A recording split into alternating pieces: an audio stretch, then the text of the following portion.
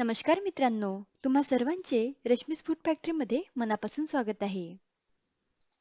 मित्रांनो, आज आपण उन्हाळ्याच्या दिवसात शरीराला थंडावा देणारी रानभाजी बनवणार आहोत. तर या रानभाजीचं नाव आहे चिवडची भाजी. ही भाजी मी व्यवस्थित निवडून, स्वच्छ धुवून, बारीक कापून घेतलेली आहे. कढईमध्ये 2 टेबलस्पून तेल टाकूयात. तेल गरम झाल्यावर त्यामध्ये अर्धा चमचा मोहरी व अर्धा चमचा जिरे टाकूयात. जिरे मोहरी छान फुलल्यावर यामध्ये 2 मध्यम आकाराचे बारीक कापून घेतलेले कांदे टाकूयात आणि कांदा छान सोनेरी रंगावर येईपर्यंत मध्यम गॅसवर परतवून घेऊयात. कांदा 1-2 मिनिटे परतवून झाल्यावर त्यामध्ये 1 चमचा लसूणची पेस्ट टाकूयात आणि परतवून घेऊयात. लसूणची पेस्ट जर आधीच टाकली तर ती करपू शकते. त्यामुळे कांदा अर्धवट परतवून झाल्यावर त्यामध्ये लसूण पेस्ट टाकायची. आता इथे बघा कांदा छान सोनेरी रंगावर परतवून झाला आहे.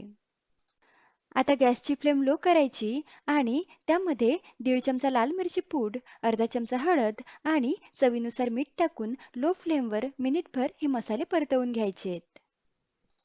मसाले व्यवस्थित परतवून झाल्यावर त्यामध्ये धुवून घेतलेली चिवडची भाजी टाकायची आणि लो फ्लेमवर 2 ते 3 मिनिटे ही भाजी व्यवस्थित परतवून घ्यायची. या भाजीमध्ये अजिबात पाणी टाकायची आवश्यकता नाही आहे.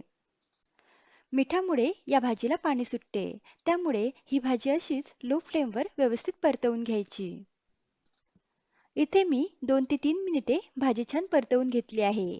यावर आता झाकण ठेवूयात आणि लो फ्लेमवर 2 ते 3 मिनिटे या भाजीला वाफ काढून घेऊयात. आता 2 ते 3 मिनिटे या भाजीला छान वाफ काढून घेतलेली आहे. तुम्ही बघू शकता या भाजीला छान पाणी सुटलेलं आहे. आता ही भाजी मिनिटभर परतवून घेऊयात.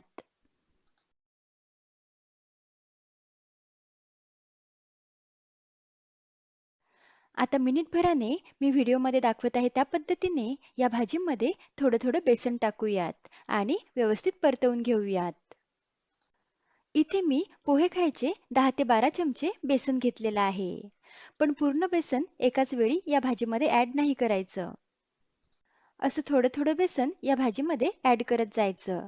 म्हणजे हे बेसन या भाजीमध्ये व्यवस्थित मिक्स होते. आणि या भाजीमध्ये बेसन टाकल्यावर या भाजीचा ओलसरपणा कमी होतो. त्यामुळे आपल्याला एक अंदाज पण येतो या भाजीमध्ये बेसन किती टाकायचं. म्हणून सुरुवातीलाच पूर्ण बेसन या भाजीमध्ये नाही टाकायचं. थोडं थोडं बेसन टाकत ही भाजी मिक्स करत राहायची.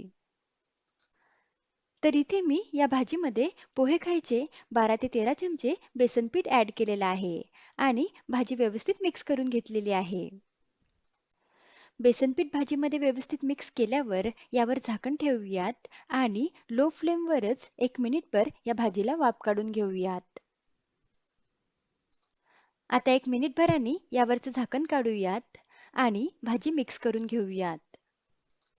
तर तुम्ही बघू शकता इथे मस्त चविष्ट अशी चिवडची भाजी बनवून तयार आहे. ही भाजी थंड झाल्यावर मस्त मोकळी आणि सुटसुटीत होते.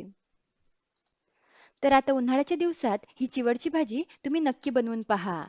चवीला खूप अप्रतिम लागते आणि तुम्हाला आणि घरातल्यांना सुद्धा खूप आवडेल. रेसिपी आवडल्यास व्हिडिओला लाईक आणि शेअर आणि चॅनलला सबस्क्राईब जरूर करा. लवकरच भेटूयात अशाच एका रुचकर रेसिपीसोबत. धन्यवाद.